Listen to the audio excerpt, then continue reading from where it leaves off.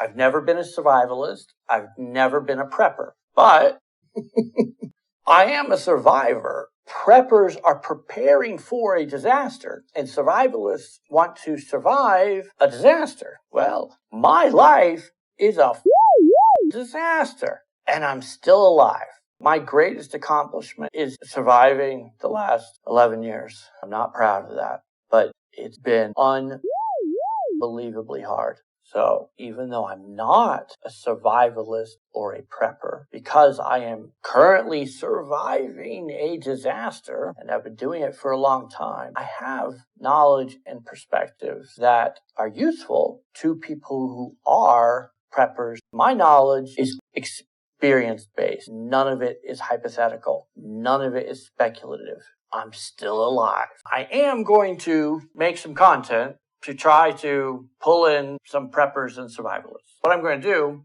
is I am going to live stream making different kinds of alcohol burning beverage can stoves. I will do this as a live stream because of chat. What I'm hoping will happen is that preppers and survivalists will come into the chat and we will have a chat, an actual discussion about what knowledge I have they want. One of the skills I learned is how to take 2 aluminum beverage cans and turn them into a camping stove. That particular skill is pedestrian. They're going to be like, oh, whoop-de-frickin-do. I know that.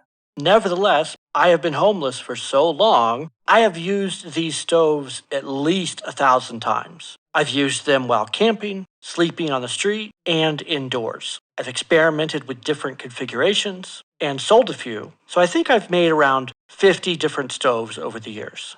Even for people who already know how to make one of these, I could probably teach them something new, either a practical thing about making them or physics, science. Knowledge of beverage can stoves that burn alcohol is useful for preppers and survivalists, not so much because they will make these and use these, but more because understanding the science and the physics behind it will be useful, and the practical skills of taking this raw material and turning it into a useful item, how to work with this material and the tools you have available to you. That is the useful part. Any prepper and any survivalist could get at least something out of me explaining how to make beverage can stoves. So if you're into survivalism, you have at least 2 reasons to come to the beverage can stove live chats. It's not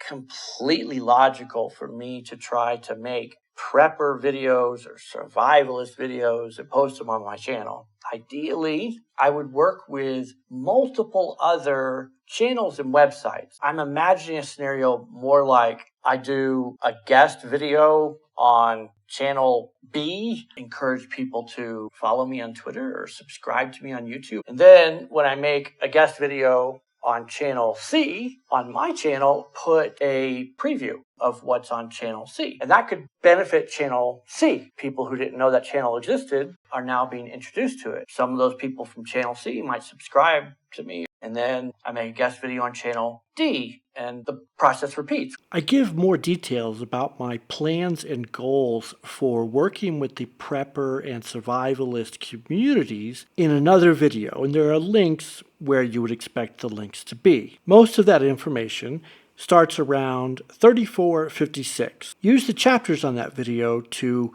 quickly navigate to the information you want to find. They want during the live chat. I will talk more about my upcoming self-surgeries. I'm not going to talk a lot about it here. I will tell you though, this mole, I tried to remove it and I was partially successful. It's much smaller. The plan is to finish removing this. You got to watch the live stream to get more details.